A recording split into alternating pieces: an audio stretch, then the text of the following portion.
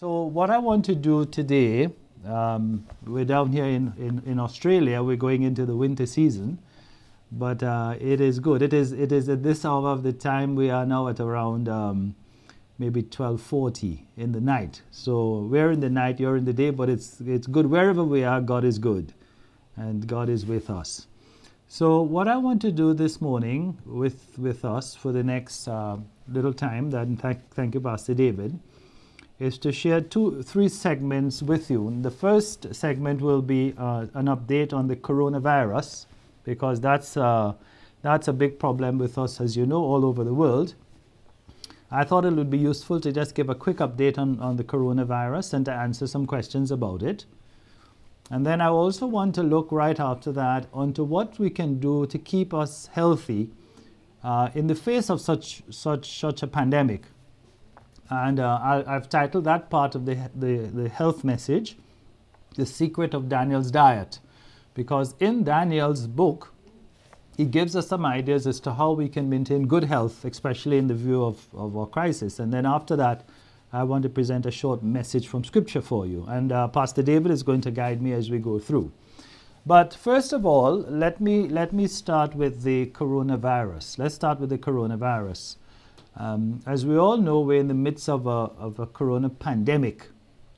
The pandemic started declared officially in the month of March, the 11th of March. The pandemic was officially declared. But the problem started way back in December of 2019. And it started with an individual and then followed by a cluster of people in the Wuhan district, in the province, the Hubei province in China. And from there, we know that within a short period, a cluster of unusual pneumonia-like symptoms suddenly transferred, and we saw it all over the world. And now, as you know, we have the corona pandemic that's affecting everyone. It's in 215 countries all over the world. And to date, it has affected 3.93 million people, almost 4 million people have been affected by the pandemic. And of that, about 265,000 people have died, over 250,000. So this is a very serious condition, a very difficult condition for us. And the world is going through a bit of a crisis, not only because of the virus, but also because the virus has had such a great impact on the economies and the societies, of what we've had to do in order to deal with the viral outbreak. It has decimated many economies. It has decimated many political systems that are trying to cope and struggle. And of course, there is the social implications for all of us. So this is a very serious situation we found ourselves in. And I thought I'd spend a few minutes just to summarize what the coronavirus is and what are some of the things we should look for, and what is the sort of strategies that are being employed to deal with the coronavirus pandemic. So the coronaviruses are a number of viruses that are very common. The coronavirus is not new. Coronaviruses have been around for a long time, and there are literally hundreds of them. The coronavirus is what causes the common cold. It is a coronavirus. But we've also had some other coronaviruses that have appeared over time that have been more sinister and more serious. And the common ones that we know about are SARS, which occurred in 2002, which reflects the severe acute respiratory syndrome, SARS, a severe acute respiratory syndrome, 2002. And later on, we had another one in 2012, 2015 was a second episode of MERS, which is Middle East Respiratory Syndrome. And of course, what we now document in December of 2019 is a SARS-2 variety, sometimes called the coronavirus disease, or COVID-19, standing for coronavirus disease 19 because it appeared in 2019. But it's a common virus. And it's not normally meant to be a virus that would give much problems in terms of respiratory illnesses, but it certainly has presented with a very major respiratory condition for us now. Now, how the coronavirus started continues to remain a bit of a mystery. We do have some information, some facts about it, We know that it started in the Wuhan city in the province of the Hubei province, somewhere associated with the wet markets. But as to what that actual situation is still pretty much undetermined. We know that the virus lives and is harbored in bats. That's a common reservoir, an animal reservoir for the virus, and it doesn't trouble the bat at all. But for some times, we know that some of these bats can transfer the virus to other animals, what are called intermediary animals. So like in the case of SARS, the first outbreak in 2002, we thought that the bat transferred the virus to a civet cat. Civets or cats. And from the cats, it got into the human population through a series of mutations or changes of the strain. When we look at MERS, which is the Middle East respiratory syndrome, which occurred in 2012, the intermediary was camels. So it went from bats to camels and from camels to the human population. In this particular one, we're not sure, but it is thought that it may have gone from bats who harbor the virus to the pangolins. A pangolin would be like an anteater. And from the anteater, some sort of association with man in the markets, it seems that it was transferred to the humans. But it remains uncertain exactly how that happened. What we do know for sure is that the COVID-19 virus, when it is genomically sequenced, so they can sequence the genes, when they genomically sequenced it, they found a 96% association with bats. So we know that the bats will be the harbor of it. We also know that the pangolins, these anteaters and so on, they're pretty much hunted for their flesh, and they're hunted for their scales, because in some cultures the scales are considered to be of medicinal value. But nobody is entirely sure what the mechanism is, but however it is, we do know that we have the virus now, and it has pandemic throughout the entire world. Now, very quickly then, what are some of the things that we should be looking for? What are some of the symptoms that we know are linked up to the coronavirus? Well, it's a respiratory virus. So most people will present with a respiratory type illness. So you're talking about a cough, a cold, a shortness of breath, lung type symptoms are the ones that will be the common presentation. They're not the only symptoms. Some people can present with nausea, vomiting, and diarrhea, the gastrointestinal symptoms, because we know that the virus can also affect the gastrointestinal tract. And some people might even present with urinary symptoms. But the most common symptoms are respiratory, and that would be things like, as we said, the cough, the cold, shortness of breath, a fever, like a normal respiratory illness. And those conditions can either be mild or moderate or severe. It is thought, or we know, that 80% of people who get the respiratory virus, the coronavirus, have very mild symptoms or no symptoms at all. So it's very mild in most people. In about 20% of people, the symptoms are much more severe. And in 5% of those, it is so severe that they require respiratory support. And of those 5% that require some sort of respiratory support in the intensive care, 50% of them will die. So we have a fair idea of what the virus is doing. But for the majority of people, 80% of people, the symptoms are so mild, and in some cases they don't have any symptoms at all. They're completely asymptomatic, and that can sometimes be a bit of a problem, because people can be asymptomatic and still be transferring the virus.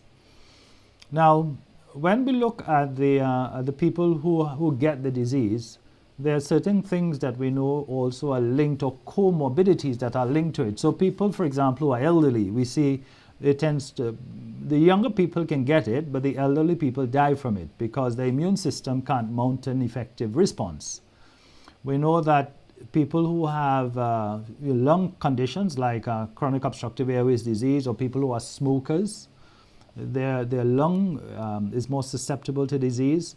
There are some other medical conditions, people with cancer, people who have immune system disorders, and we even think that people who have uncontrolled high blood pressure can be more subject to this condition when the respiratory virus, the coronavirus, attacks the body. So those are the major things that we look for, symptoms. And if somebody is presenting with any of those, the first response really is to get to your doctor and get checked out to see if you could possibly be subject to the condition. Now, the next thing is really what do you do in terms of managing it or preventing it. There are three-pronged strategy, which I sometimes call the 3 T's. First one is testing, the next one is tracking, and the third one is treatment. So when you're looking at the testing system, there are a number of tests that are done for the coronavirus. The most common one is a nasopharyngeal swab. So that for people who have respiratory illnesses or they're in contact with people who might have the COVID disease and they need to be tested, it's a nasopharyngeal swab. So they swab the nose and the oropharynx where the virus is.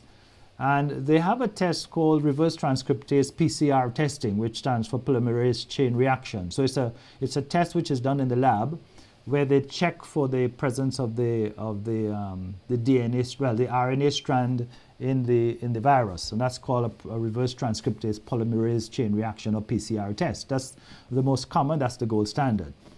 In addition to that, there's a number of serology tests that have come around, where they take a sample of your blood, and they can test whether you have been exposed by checking for immunoglobulins, IgM, immunoglobulin M, or IgG, and immunoglobulin G.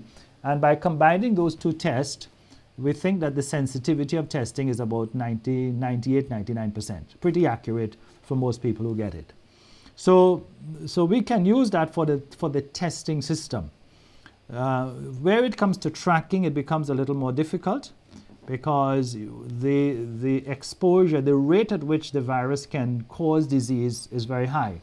So when we're looking at how fast the virus how fast the person can transmit a virus to somebody else, it's called the R naught, which is the rate of transfer of the disease. The R naught for the corona or COVID virus is 3, which means to say it is thought that every time a person who has the virus infects, they cough, they sneeze, they do whatever they do, they will infect 3 people. So that's an R naught of 3. So one person infects 3, and then those 3 people infect 3 more, so you now have 9. The 9 infect 3, which makes it 27. The 27 infects 3 becomes 81. 81 infects 3 becomes 243, and so on. So that number can double very rapidly, and you can get this exponential curve, which is what we saw in Spain, what we saw in Italy, what we saw in America, what we've seen in England, in many countries, because of the rapid, the biological time for the transmission is very high. So the tracking becomes difficult, and you can do contact tracking. And in some places, like Singapore, even in Australia where I live, we now have an app which allows them to track if you have been in contact with a person who has the virus, and then bring the person in for further testing and, if necessary, isolation. So that's the tracking system. Where it comes to the treatment, there is no treatment. There is no treatment available yet. There's lots of things being tested. For example, there's a vaccine. There's a vaccine being tested in America. They've been tested in England. They've been tested here in Australia and in a few other countries. But there is no specific vaccine that has been found yet that can be used to treat the coronavirus. So although we're hopeful that one day a vaccine might come in, one is not entirely sure, because there is no positive test for a vaccine. And secondly, the virus is mutating. It's mutating fairly rapidly. We currently know about 8 different strains of the coronavirus. There are 2 which are particularly dangerous, which is called the S strain and the L strain. But the virus is mutating very rapidly. So one wonders whether, if they got a vaccine to one strain, how effective it would be if the virus is mutating as quickly as it is. The other thing that they're looking at is the number of drug trials. A number of drug trials that are going on. The common one that they were looking at recently was the hydroxychloroquine, which is Plaquenil, which is used for rheumatoid arthritis and some of the rheumatoid diseases, combined with azithromycin, which is an antibiotic. Unfortunately, those tests have shown not to be effective. It turned out that people who were on those trials, they died. There was a high incidence of mortality in those patients as compared to people who were not on that combination. So they've very much abandoned that particular line of treatment. There is some research ongoing currently using the antiretroviral drugs, which are the drugs for HIV or AIDS. And there is some suggestion in Hong Kong and a few other studies that by combining the anti-HIV drugs with immunoglobulins and combining it also with something that is used for MS, then that combination is able to reduce the incidence and to some degree reduce the severity of the disease. So those are the ongoing treatment strategies, but to be honest, we don't have anything available at this point to treat the conditions. Now, that therefore brings me to the last part of this little talk that we're having on the COVID virus. Because we know it is present, even though we don't know how it got here, we know it is here, and that's the fact. It is what it is. We know that it is a pandemic, which means it's all over the world. We know that its rates are, well, they were increasing. They seem to be flattening out in most countries now. For this, we are grateful, but it is present in a high quantity still. There is no effective vaccine. There is no effective drug treatment. Our only strategy really currently is one of two things: containment and prevention. Those are the only two strategies we have: containment and prevention. How can we look at the preventative approach? Well, the preventative approach really is by understanding what causes or how it is transmitted. It's transmitted by aerosol spread, so that, for example, a person who coughs or sneezes, and if they have the virus, that can transmit into the air. And of course, if they sneeze in your face or they sneeze in your presence, then you can contact the virus in your mucous membranes, and you can contract it as well. So that the first thing we normally advise is that aerosol sprays, anybody who's coughing and sneezing should cough in your hands or turn away, or if you have a cold, you should wear a mask. That's the general advice we now give. But you generally should not be coughing in an open environment where there are people. The other thing that is very important is in terms of the hands, because it can go on the hands. So we talk about hand washing, the need for frequent washing of the hands with soap and water, but we also encourage people to use the alcohol sanitizers, the alcohol washes that will wash and destroy the virus off the hand.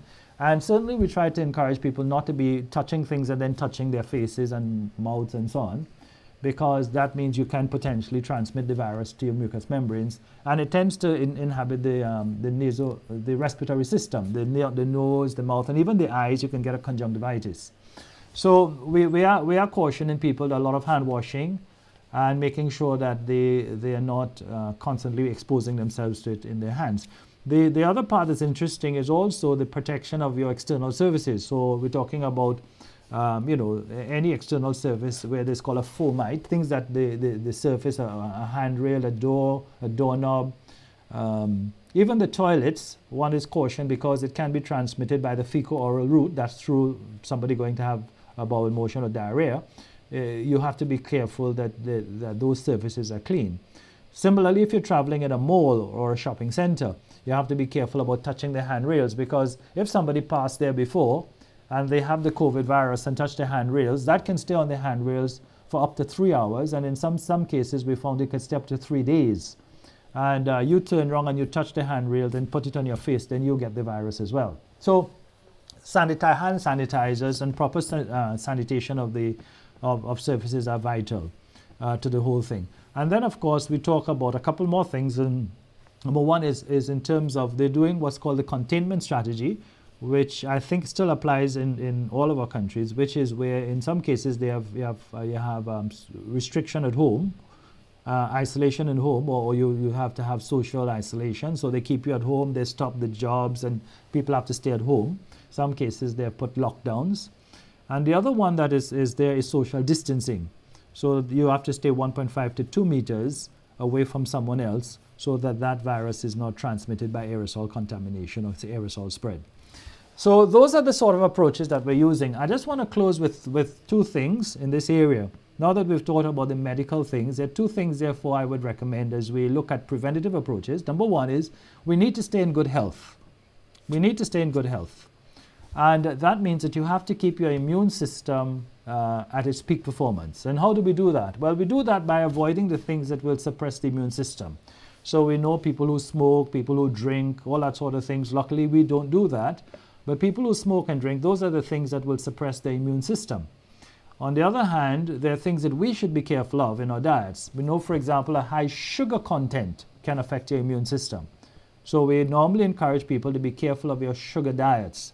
You want to reduce the amount of sugar you're consuming because those high sugars can suppress the immune system.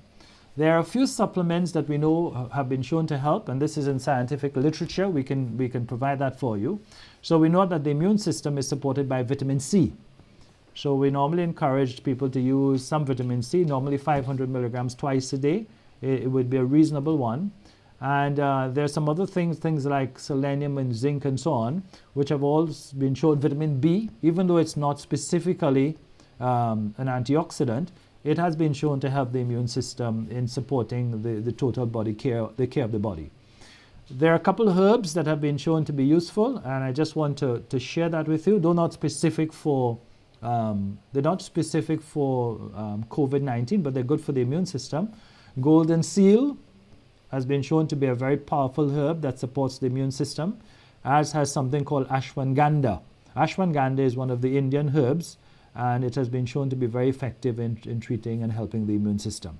So that's the summary and overall of what I want to share with you. Finally, let's have trust in God. God has not left us alone. God has not let us down. The good Lord of heaven still looks after us. And the story of the children of Israel is that when the destroying angel passed over, none of the children of Israel felt the plague that came upon them. And so I want to encourage everybody to keep their faith in God, because I still believe in miracles. God is still able to bring the protecting angel, the blood of Christ, and protect us so that we are not destroyed by the effect of the plague. 1,000 shall fall at thy side, 10,000 at thy right hand, but it shall not come nigh thy dwelling place. Let us have faith in God, believe in miracles, for God is still a God of miracles, and He will deliver us.